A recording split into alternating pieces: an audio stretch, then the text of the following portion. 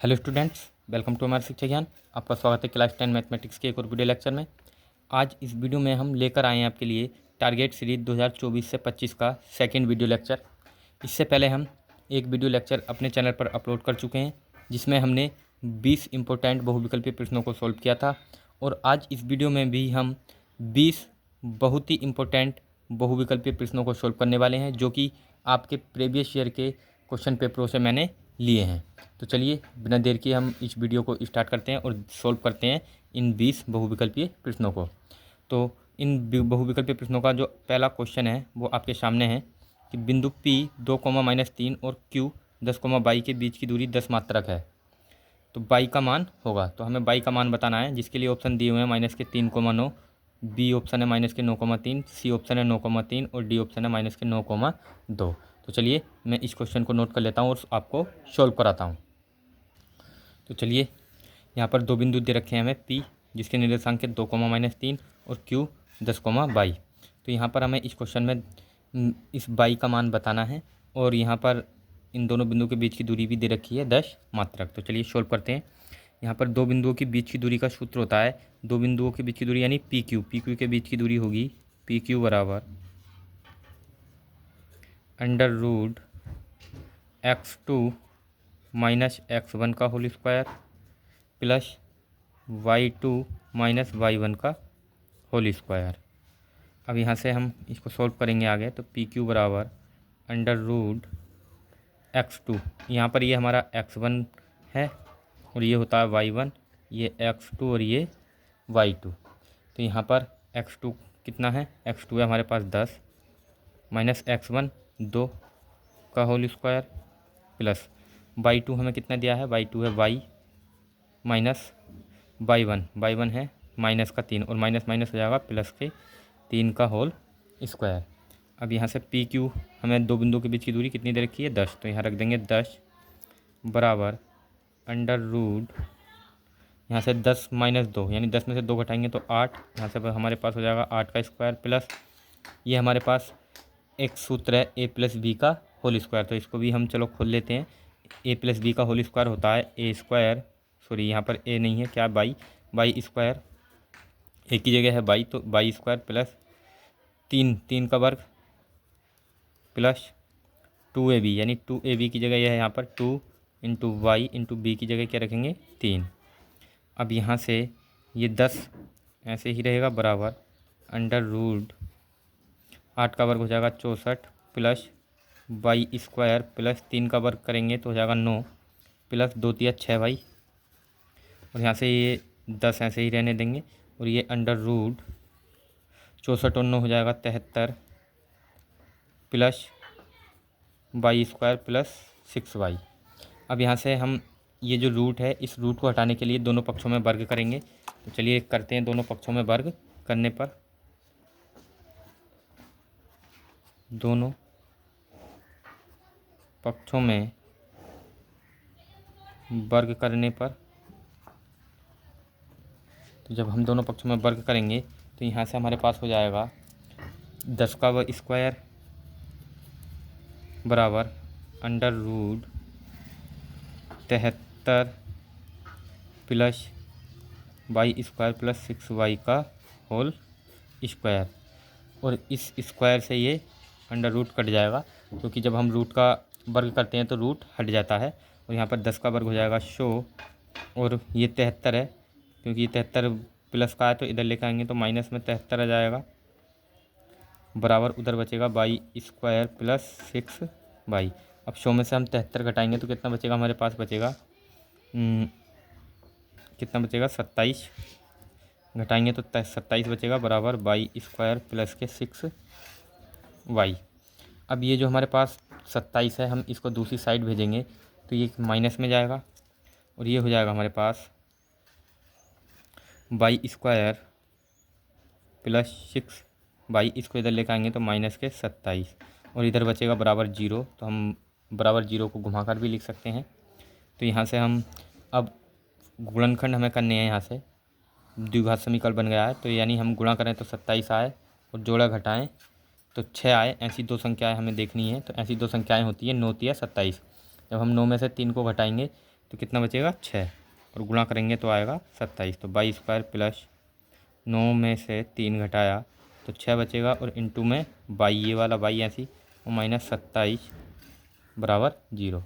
अब यहाँ से हम इस 22² को ऐसे ही रहने देंगे और इस 22 की गुणा करेंगे अंदर, तो ये हो जाएगा 9y माइनस 3y माइनस 27 बराबर 0। अब यहाँ से हम y कॉमन लेंगे तो यहाँ से y प्लस 9 बचेगा। तो चलिए हम y कॉमन लेते हैं। तो यहाँ से हमने लिया y कॉमन, तो यहाँ से हमारे पास बचेगा y प्लस 9।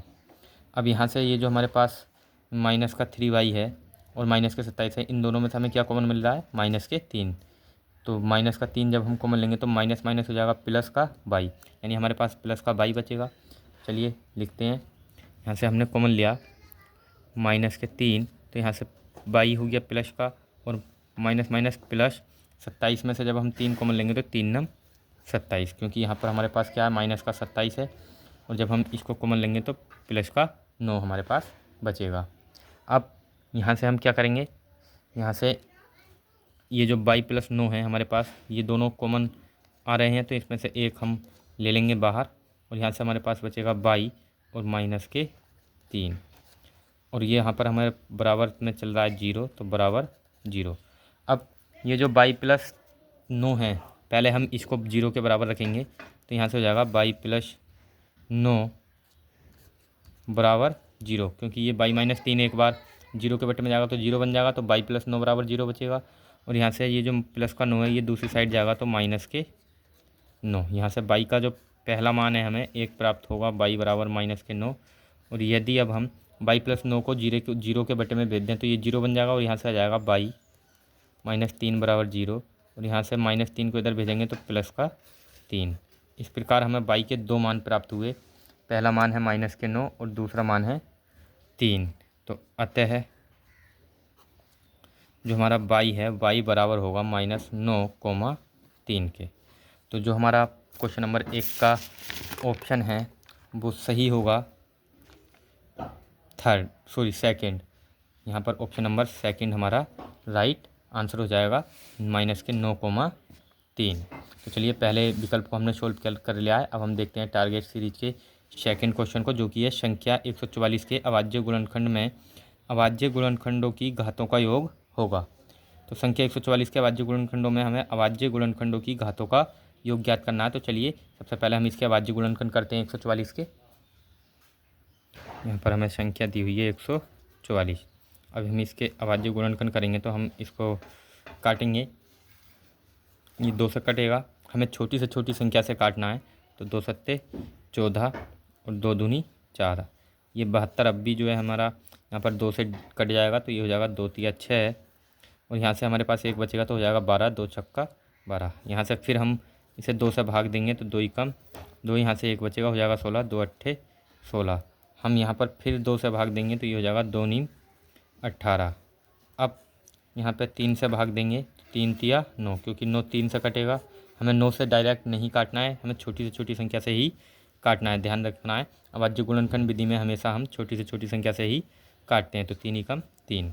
इस प्रकार जो हमारे अभाज्य गुणनखंड होंगे, अभाज्य गुणनखंड क्या आएंगे हमारे पास आए, अभाज्य गुणनखंड बराबर, इन सभी को हम लिख लेंगे गुणा में 2 गुणा 2 गुणा 2 गुणा 2, यानी 4 बार 2 है, 1 2 3 4, 1 2 3 4, और 2 बार है हमारे पास 3, 3 गुणा 3। तो यहाँ पर जो घातें होंगी तो 2 4 बार आया है गुणा में, तो 2 की घात हो जाएगी 4, और गुणा 3 की घात हो जाएगी 2। अब यहाँ पर ये जो घातें हैं हमें इनका योग बताना है, तो घातों का हमें बताना है योग। तो जब ये जो हम इनका योग करेंगे घातों का, तो कितना हो जाएगा, 4 + 3 बराबर 4 + 2 बराबर 6। तो अतः घातों का योग क्या होगा, 6 हमारा आंसर होगा क्वेश्चन नंबर दूसरे का। तो क्वेश्चन नंबर दूसरे का जो हमारा ऑप्शन नंबर सही होगा वो होगा ऑप्शन डी 6। तो चलिए हमने दूसरे क्वेश्चन को भी जो है सॉल्व कर लिया है। अब हम सॉल्व करते हैं क्वेश्चन नंबर 3 को। और क्वेश्चन नंबर 3 में हमें दिया है, यदि 26 156 का लासा 156 है तो मासा का मान होगा। तो हमें 26 156 का लासा 156 दिया है, तो हमें मासा बताना है। तो चलिए इसको भी सॉल्व करते हैं। तो चलिए सॉल्व करते हैं। यहाँ पर संख्याएं हमें दो संख्याएं दे रखी हैं 26 और 156, लासा दे रखा है 156, मासा हमें बताना है। तो दो संख्याओं और लासा गुणा और मासा में जो एक संबंध होता है, रिलेशन होता है, जो कि होता है, आप इसको बहुत ही इम्पोर्टेंट ये सूत्र है, इसको आप अच्छी तरह याद कर लेंगे। तो ये संबंध होता है पहली संख्या यानी n1 इंटू n2 गुणा दूसरी संख्या, पहली संख्या गुणा दूसरी, यहाँ पर n1 पहली संख्या और n2 दूसरी संख्या है, बराबर HCF इंटू LCM, यानी पहली संख्या गुणा दूसरी संख्या बराबर होता है लासा गुणा मासा के। तो यहाँ पर n1 पहली संख्या हमें दे रखी है 26 गुणा n2 हमें दे रखा है दूसरी संख्या 156, बराबर हमें लासा कितना दिया है, लासा हमें दे रखा है 156 और HCF हमें बताना है, तो LCM दे रखा है 156। अब ये जो गुणा की संख्या है ये दूसरी साइड जाएगी तो बटे में जाएगी, तो यहाँ से हमारे पास बचेगा HCF बराबर 26 गुणा 156 बटे में 156, और 156 से 156 को कैंसिल करेंगे तो यहाँ से हमारे पास HCF आएगा 26। तो जो हमारा क्वेश्चन नंबर तीसरा है उसका आंसर होगा 26। अब देखते हैं कौन सा विकल्प हमारा सही है। तो हमारा तीसरे का ऑप्शन नंबर सही है बी, तो तीसरे का ऑप्शन नंबर बी हमारा सही हो जाता है। अब हम देखते हैं क्वेश्चन नंबर 4 को, और क्वेश्चन नंबर 4 हमको दिया है यदि द्विघात समीकरण 3x² - 12x + m बराबर 0 के मूल बराबर हैं। ये द्विघात समीकरण दिया हुआ है और हमें इसके मूल बराबर दिए हैं, तो m का मान हमें बताना है। तो चलिए इसको भी हम सॉल्व करते हैं। तो हमने समीकरण लिख लिया है और इसके हमें मूल बराबर दिए हुए हैं, तो मूल बराबर होने का प्रतिबंध होता है b² - 4ac। अब b² - 4ac मतलब पहले हमें a, b और c के मान निकालने होंगे, तो इस समीकरण की द्विघात समीकरण की तुलना करेंगे, ax² + bx + c बराबर 0। ये द्विघात समीकरण का व्यापक रूप है, इससे हम तुलना करेंगे, से तुलना करने पर तो यहाँ से a का मान हमारे पास आ जाएगा 3 और b का मान आ जाएगा -12 और c बराबर आ जाएगा m। अब मूल बराबर होने का प्रतिबंध हमारे पास होता है b² - 4ac बराबर 0। ये मूल समान होने का या मूल बराबर होने का प्रतिबंध है। अब यहाँ पर b है हमारे पास -12, तो हम रखेंगे मान -12 का स्क्वायर -4 गुणा a का मान हमें दिया है 3 इंटू c का मान है m बराबर 0। अब -12 का जब हम वर्ग करेंगे तो ये हो जाएगा 144 यानी 144, और ये हो जाएगा -4 × 12 m -12 m। अब ये जो -12 m है ये बराबर में 0 चल रहा है, इसको हम दूसरी साइड ले जाते हैं, तो यहाँ से हो जाएगा 12 m बराबर 144। अब बराबर के इधर लिख दिया है हमने, तो बराबर के इधर लिखने से या उधर लिखने से कोई फ़र्क नहीं पड़ता है, क्योंकि बराबर में दोनों संख्या बराबर ही होती हैं। बराबर में हम एक साइड को दूसरी साइड में लिख सकते हैं, तो यहाँ से 12 से 12 जो है कैंसिल हो जाएगा, क्योंकि 12 इसके बटे में जाएगा। तो यहाँ से 12 से जब हम 144 को काटेंगे तो ये कटेगा 12 बार, यानी 12 कम 12, यहाँ से 2 बचेगा और 12 दूनी 24। इस प्रकार जो हमारा m है, m का मान हमारा आया कितना 12, और हमारा जो ऑप्शन नंबर सही होगा, क्वेश्चन नंबर 4 का ऑप्शन नंबर सही होगा वो होगा डी। क्वेश्चन नंबर 4 का ऑप्शन हो जाएगा हमारा डी। तो क्वेश्चन नंबर 4 को भी हमने बहुत अच्छी तरह सोल्व कर लिया है, और ये जो विकल्प हैं ये बहुत ही इंपॉर्टेंट विकल्प हैं। ये मैं प्रीवियस ईयर के जो आपके क्वेश्चन पेपर हैं उनमें से ये अपने हाथों से छाट कर लिख कर लेकर आया हूँ, तो आप इनको बिल्कुल भी नज़रअंदाज ना करें। अब सोल्व करते हैं हम विकल्प नंबर 5 को।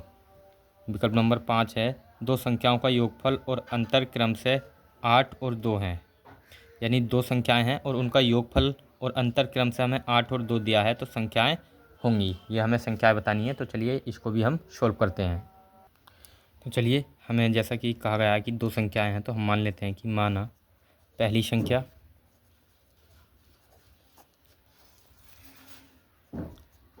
हमने पहली संख्या मान ली x और दूसरी संख्या मान लेते हैं हम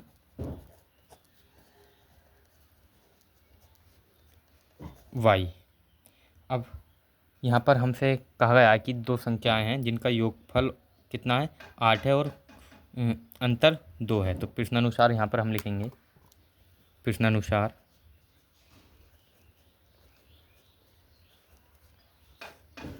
अब योगफल दे रखा है, तो यानी x + y, हम इन दोनों संख्या को जोड़ेंगे तो कितना आना चाहिए 8, और दूसरी शर्त में हमसे कहा गया है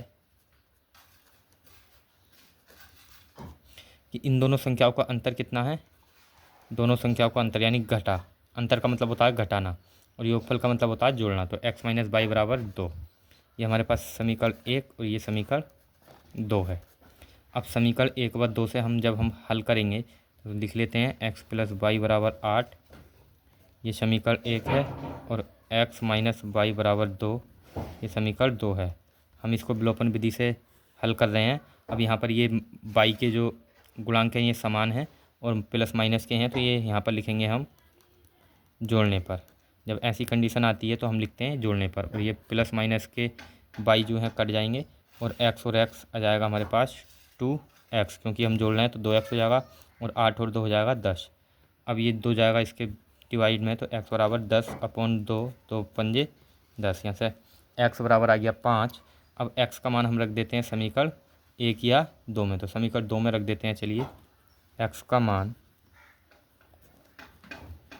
समीकरण 2 में रखने पर, जब हम x का मान समीकरण 2 में रखेंगे तो यहाँ से हमारे पास हो जाएगा x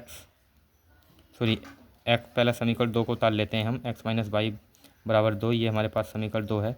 यहाँ से हम x का मान रखेंगे तो x का मान कितना है 5 माइनस वाई बराबर 2।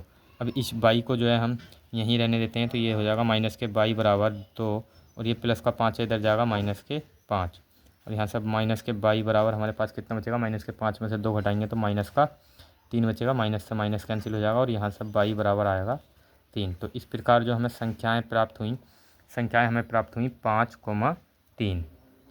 तो चलिए अब देख लेते हैं कि कौन सा ऑप्शन हमारा राइट है। तो 5वें का जो ऑप्शन होगा, 5वें का हमारा ऑप्शन होगा 5,8। यहाँ पर ये जो है ये 5, यहाँ पर ये 3 है, ये बाय मिस्टेक मुझसे 8 लिख गया है, तो ये हमारा ऑप्शन नंबर कौन सा सही होगा, ऑप्शन बी। अब सॉल्व हम करते हैं हम क्वेश्चन नंबर 6 को। क्वेश्चन नंबर 6 हमको दिया है समीकरण 3x² माइनस 2x प्लस 1/3 बराबर 0 का विविक्तर होगा। हमें 3x² माइनस 2x प्लस 1/3 बराबर 0 का निकालना है विविक्तर। तो चलिए निकालते हैं इसके विविक्तर को। तो ये हमने समीकरण को नोट कर लिया है। अब यहाँ पर हम पहले इस समीकरण को आगे सोल्व कर लेते हैं। ये 3x² ऐसे ही रहेगा, क्योंकि हम इसके बटे में 1 मान लेते हैं और इसका एलसीएम ले लेते हैं। तो यहाँ पर 3x, जब 3 की एलसीएम हम लेंगे 3, तो यहाँ से एलसीएम हमने ले लिया 3, ये 3 तिया 9 हो जाएगा, यानी 9x² माइनस 3 दूनी 6x और प्लस 1 बराबर 0। इस 0 के बटे में 1 मानेंगे और करते हैं इसकी क्रॉस मल्टीप्लाई, तो ये हो जाएगा 9x² माइनस 6x प्लस 1 बराबर 0। क्योंकि हमें इसका विविक्तर निकालना है तो हम पहले इसकी तुलना करेंगे ax² plus bx plus c से, यानी व्यापक रूप से ax² plus bx plus c बराबर 0 से तुलना करने पर। तो यहाँ पर हम तुलना करेंगे तो यहाँ से हमारे पास a बराबर आएगा 9 और b का मान कितना आएगा -6 और c बराबर हमारे पास आएगा 1। अब विविक्तर का सूत्र होता है d बराबर b² माइनस 4ac। ये d को हम विविक्तर से प्रदर्शित करते हैं, या फिर बोल सकते हैं विविक्तर को हम d से प्रदर्शित करते हैं, और इसका सूत्र होता है d बराबर b² माइनस 4ac। अब d बराबर b हमें दे रखा है -6, तो -6 का स्क्वायर करेंगे, -4 ऐसे ही रहेगा, गुणा a हमें दे रखा है 9 और c हमें दे रखा है 1। तो यहाँ से आएगा d बराबर -6 का वर्ग 36, क्योंकि माइनस माइनस प्लस हो जाएगा, और -4 × 36, यहाँ पर गुणा करेंगे तो -36, और 36 से 36 कैंसिल हो जाएगा, और d बराबर हमारा कितना आएगा 0। तो इस प्रकार हमें जो विविक्तर प्राप्त हुआ वो प्राप्त हुआ 0। अतः हमारा जो ऑप्शन नंबर 6 का सही होगा वो होगा ऑप्शन नंबर डी 0, क्योंकि हमें विविक्तर कितना प्राप्त हुआ 0 हुआ। अब क्वेश्चन नंबर हमारा 7 दिया हुआ है कि दिए गए चित्र में त्रिभुज ABC के आधार BC के समांतर रेखाखंड DE खींचा गया है। तो यानी ये एक त्रिभुज है ABC और ABC का ये आधार है BC, इसके समांतर एक रेखाखंड DE खींचा गया है, यदि डी बी हमें दे रखा है 7.2 सेमी और ए ई बराबर 1.8 सेमी है, तो ई सी बराबर 5.4 सेमी हो तो ए डी का मान होगा। तो चलिए ए डी के मान को निकालते हैं। तो इस चित्र में हमें दिया हुआ है कि डी ई समांतर है बी सी के, और जब किसी भी त्रिभुज में डी ई समांतर होती है बी सी के तो हम उसमें थेल्स पिरमें लगा सकते हैं। तो हम यहाँ पर लगाएंगे थेल्स पिरमें, और थेल्स पिरमें क्या होती है? थेल्स पिरमें होती है A D upon D B बराबर ए ई अपॉन ई सी। तो चलिए सोल्व करते हैं हम इसको थेल्स पिरमें से। सबसे पहले हम लिखेंगे यहाँ पर थेल्स पिरमें से, थेल्स पिरमें से। थेल्स पिरमें क्या होगी? यहाँ पर जो मान दिए थे हमने लिख रहे हैं, और थेल्स पिरमें होगा यहाँ पर A D upon D B, मैं आपको दिखा देता हूँ एक बार फिर से, A D upon D B बराबर A E upon E C, यानी ए डी और डी बी, ए ई और ई सी, ये क्या होगा? इनका अनुपात बराबर होगा, यानी A D upon D B का अनुपात बराबर होगा ए ई अपॉन ई सी के। तो अब यहाँ पर हम इनके मान रखेंगे। तो चलिए रखते हैं मान। ए डी का मान हमें दे रखा है, ए डी का मान हमें निकालना है, तो यहाँ ए डी ऐसे ही रहने देंगे अपॉन डी बी का मान हमें दे रखा है 7.2 बराबर, यहाँ से हम ए ई का मान रखेंगे, तो ए ई का मान हमें दे रखा है 1.8 अपॉन ई सी का मान हमें दे रखा है 5.4। अब यहाँ से हम इसको काटेंगे तो ये पॉइंट से पॉइंट कैंसिल हो जाएगा, और 18 कम 18, 18 तिया 54, यहाँ से आ जाएगा 1/3। अब ए डी की गुणा करेंगे तो ये हो जाएगा, क्योंकि अभी यहाँ पर जो है कोई आ गया था जिसकी वजह से आपको एक्स्ट्रा साउंड सुनने को मिला होगा, इसके लिए मैं आपसे माफ़ी चाहता हूँ। तो यहाँ पर ये पॉइंट से पॉइंट कैंसिल हो गया, और 18 कम 18, 18 तिया 54। अब हम इसकी क्रॉस मल्टीप्लाई करेंगे तो ये हो जाएगा 3 बराबर, जब हम 7.2 की गुणा 1 से करेंगे तो ये हो जाएगा 7.2, और यहाँ से हम इस 3 से 7.2 को काटेंगे तो कितनी बार जाएगा? ए डी बराबर हो जाएगा 3 दूनी 6, और पॉइंट लगा देंगे ऐसी, और बचेगा 1, हो गया 12, 3 चौक 12। तो यहाँ से ए डी का जो मान आया वो आया 2.4 सेंटीमीटर। तो ए डी का मान हमें प्राप्त हुआ 2.4 सेंटीमीटर, और हमारे जो ऑप्शन है वो कौन सा सही होगा? क्वेश्चन नंबर 7 का ऑप्शन हो जाएगा सी, 2.4 सेंटीमीटर। तो चलिए क्वेश्चन नंबर 7 को भी हमने सोल्व कर लिया है। अब हम सोल्व करते हैं क्वेश्चन नंबर 8 को, और क्वेश्चन नंबर 8 हमको दिया है चित्र में त्रिज्याखंड ए ओ बी का क्षेत्रफल है। ये हमें चित्र दे रखा है जिसकी त्रिज्या दे रखी है 4 सेंटीमीटर, इसका हमें क्षेत्रफल बताना है। तो त्रिज्याखंड का क्षेत्रफल क्या होता है? तो त्रिज्याखंड ए ओ बी का क्षेत्रफल होगा यहाँ पर, इसका सूत्र होता है theta upon 360 into pi R square. अब यहाँ पर हमें थीटा कोण दे रखा है 30 डिग्री, तो रखेंगे 30 अपॉन 360 गुणा पाई का मान होता है 22/7 गुणा आर स्क्वायर। आर त्रिज्या हमें दे रखी है, त्रिज्या कितनी दे रखी थी? 4, तो यहाँ पर हो जाएगा 4 गुणा 4। अब यहाँ से 0 से 0 कैंसिल हो जाएगा, और ये हो जाएगा 3 कम 3 और 12 तिया 36 गुणा 22 चौक, ये ऐसे रहने देते हैं 22 गुणा 4 गुणा 4, यहाँ से इसे काटेंगे तो ये हो जाएगा 4 तिया 12 3 बार, और इस 22 की गुणा जब हम 4 से करेंगे तो 22 चौक 88, और गुणा 1/3। यहाँ से 3 से जब हम इसको काटेंगे तो ये आएगा 3 दूनी 6, बचेगा 2, 3 नम 27 पॉइंट, यहाँ से 1 बचेगा, और 3 तिया 9, 3 सेंटीमीटर स्क्वायर। तो यहाँ से जो हमारा त्रिज्याखंड ए ओ बी होगा उसका क्षेत्रफल होगा 29.33 सेमी स्क्वायर। तो इसका ऑप्शन होगा, यहाँ पर ऑप्शन जो है मैच नहीं कर रहे हैं, तो पहले हम क्वेश्चन को देख लेते हैं कि कभी कोई हमसे मिस्टेक तो नहीं हो गई है।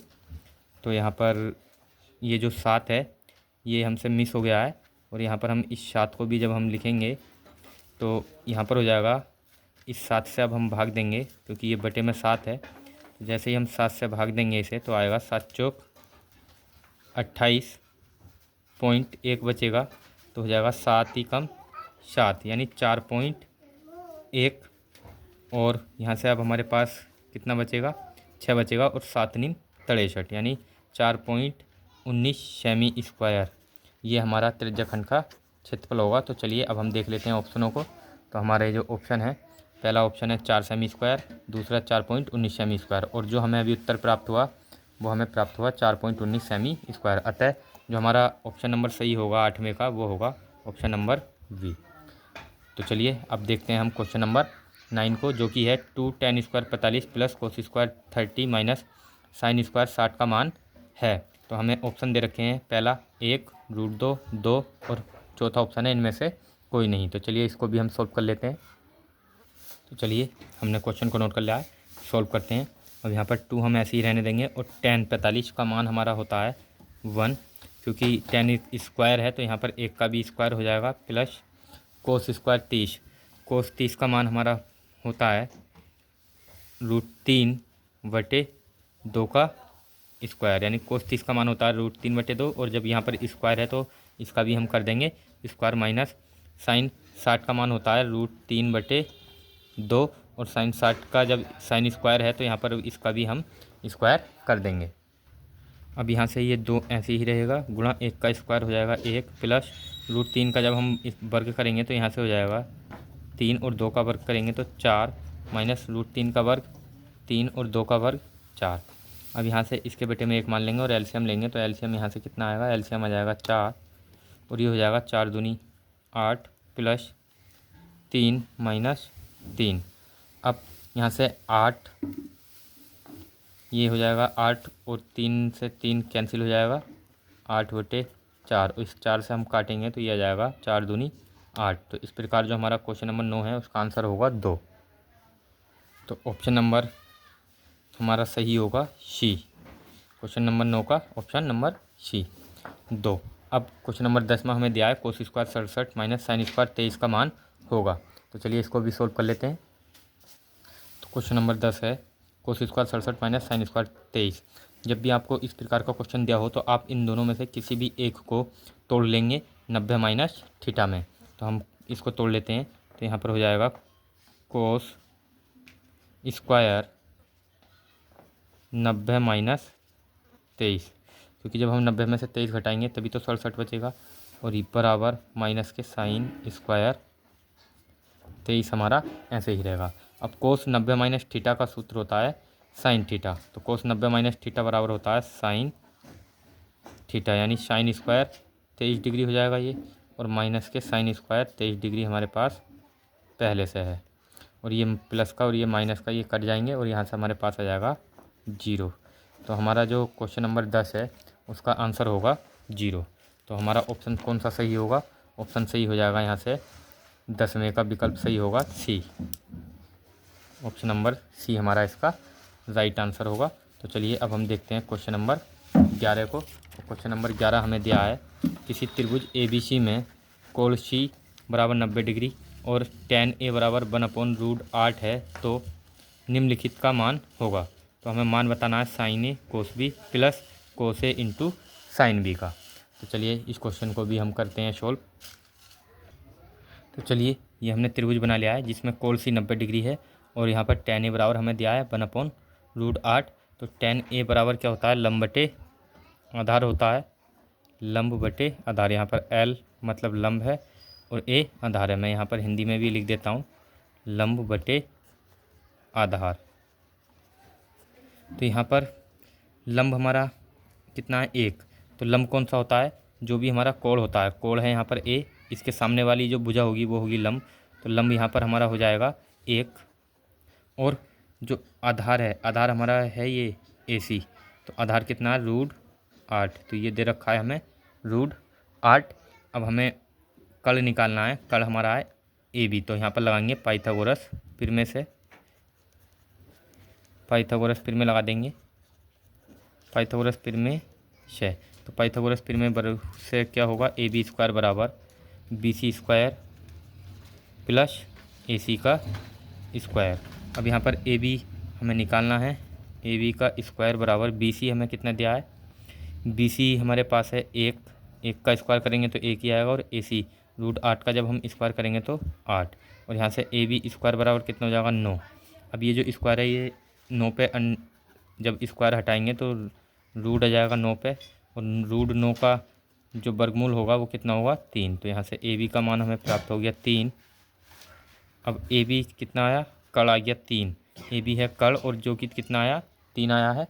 अब यहाँ से हमें मान ज्ञात करना है साइन ए इंटू कोश वी प्लस कोश ए इंटू साइन वी का। तो चलिए यहाँ पर साइन ए बराबर क्या हो जाएगा, लंब बटे कड़, इंटू कोस बी बराबर क्या हो जाएगा, आधार बटे कड़, प्लस कोस बी का मान निकालना है।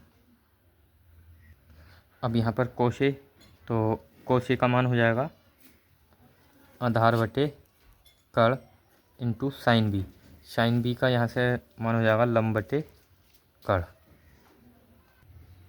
यहाँ पर साइन ए जो है यहाँ पर एंगल ए के अकॉर्डिंग है, तो यहाँ पर लंब एंगल ए के अकॉर्डिंग लंब है हमारा 1, और कड़ कड़ तो हमेशा दोनों त्रिभुजों में ही समान रहेगा, दोनों कोणों के लिए कड़ समान होगा 1/3 गुणा यहाँ पर आधार। ये कोस बी है यानी एंगल बी है, यहाँ पर कोण जो है बी है, तो बी के अकॉर्डिंग हमारा जो लंब होगा रूट 8 और आधार हो जाएगा 1। तो आधार कितना है 1, और कड़ कितना होगा, कड़ समान ही रहेगा 3 प्लस आधार। अब बी के लिए आधार क्या है 1 है, और कड़ कितना है, कड़ है 3 गुणा लंब। अब यहाँ पर है हमारा साइन बी, यहाँ पर कोस ए था, तो कोस ए के लिए जो हमारा आधार होगा, कोस ए के लिए आधार होगा रूट 8 और कड़ होगा हमारा 3, तो रूट 8/3 होगा ये, गुणा लंब। साइन बी के लिए हमारे पास लंब क्या होगा, साइन बी के लिए लंब हो जाएगा रूट 8 और कड़ होगा 3।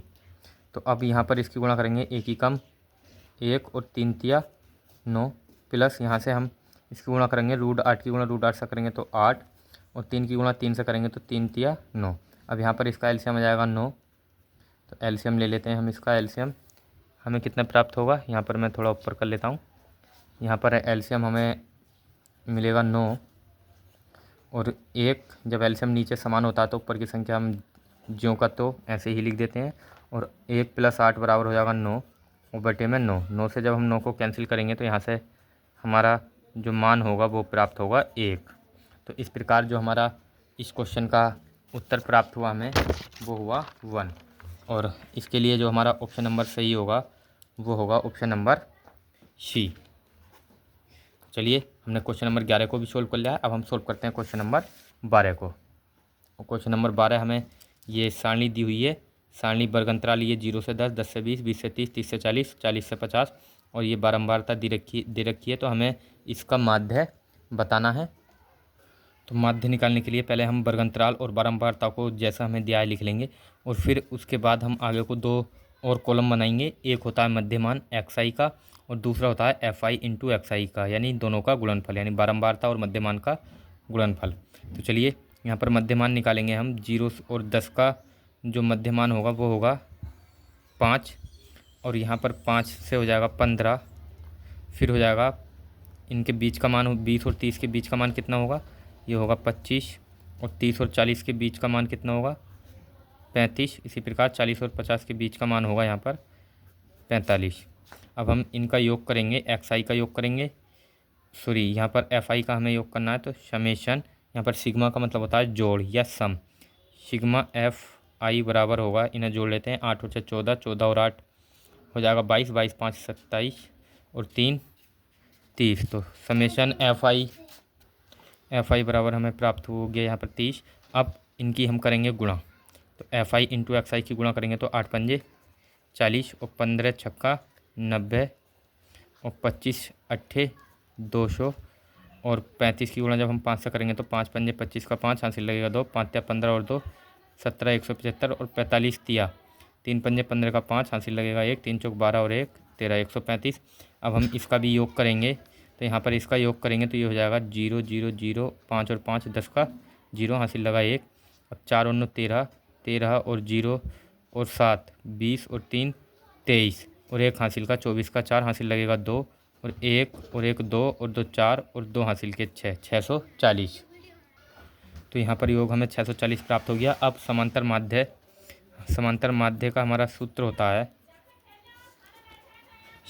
Sigma F I into X I upon sigma F I. तो यहाँ पर sigma F I into X I कितना आया, यहाँ पर योग आया 640 बटे सिग्मा एफ आई कितना आया 30। अब 0 से 0 कैंसिल हो जाएगा। अब इसको हम भाग देंगे 3 से, तो 3 दूनी 6, 3 ही कम 3 बचेगा 1 पॉइंट लगाएंगे 0 लगाएंगे 10 हो गया और 3 3 9 3 3 9 ये इस प्रकार से चलता रहेगा। तो हमारा जो समांतर माध्य हमें प्राप्त हुआ वो हुआ 21.33। तो चलिए देख लेते हैं हमारा कौन सा ऑप्शन सही होगा। तो इसका हमारा ऑप्शन सही हो जाएगा 12वें का पहला 21.33। चलिए हमने 12वें क्वेश्चन को भी सोल्व कर लिया है। अब हम सोल्व करते हैं क्वेश्चन नंबर 13 को। यदि एक वृत्त का परिमाप एक वर्ग के परिमाप के बराबर है तो उनके क्षेत्रफलों का अनुपात होगा। एक वृत्त और वर्ग का परिमाप हमें बराबर दिया है, तो हमें क्षेत्रफलों का अनुपात बताना है। तो चलिए इसको भी सोल्व करते हैं। माना सबसे पहले हमें वर्ग और वृत्त दे रखा है, तो मान लेते हैं कि माना वृत्त की त्रिज्या तथा वर्ग की भुजा ये क्या है हमारा, मान लेते हैं हम आर है, दोनों क्या है आर हैं। तो यहाँ पर वृत्त का क्षेत्रफल क्या हो जाएगा, वृत्त का क्षेत्रफल हो जाएगा, वृत्त का क्षेत्रफल होता है पाई आर स्क्वायर। यहाँ से हो जाएगा पाई आर स्क्वायर। अब वर्ग का क्षेत्रफल की बात करें तो वर्ग का क्षेत्रफल क्या होगा, वर्ग का क्षेत्रफल होता है भुजा स्क्वायर, यानी भुजा स्क्वायर। और भुजा क्या है हमारी आर है, तो आर का स्क्वायर। अब हमें अनुपात बताना है, तो इनका अनुपात निकालेंगे तो पाई आर स्क्वायर अनुपात आर स्क्वायर। तो यहाँ से आर स्क्वायर से आर स्क्वायर कट जाएगा। पाई का मान होता है 22/7 अनुपात यहाँ से 1 आ जाएगा और ये 7 जाएगा, इसके इधर गुणा करेंगे तो ये हो जाएगा 22/7। तो हमारा ऑप्शन होगा 13वें का 22/7। तो ऑप्शन नंबर 13 का क्वेश्चन नंबर 13 का ऑप्शन नंबर फर्स्ट हमारा राइट आंसर होगा 22/7। तो 13वां क्वेश्चन भी हमने सोल्व कर लिया है। अब हम देखते हैं क्वेश्चन नंबर 14 को।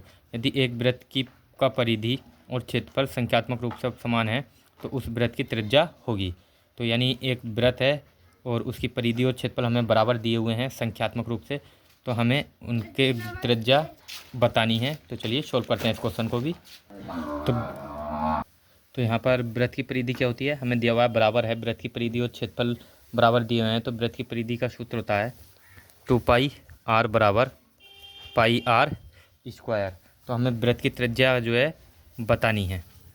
तो यहाँ से पाई कैंसिल हो जाएगा और एक आर से हमारा आर कैंसिल हो जाएगा। तो यहाँ से आर बराबर कितना बचेगा 2 सेंटीमीटर। तो यहाँ से जो वृत्त है उसकी त्रिज्या कितनी हो जाएगी 2 सेंटीमीटर, हमें उत्तर प्राप्त हो जाएगा। तो इसका ऑप्शन नंबर कौन सा सही होगा, इसका ऑप्शन सही होगा हमारा 14वें का 2 मात्रक।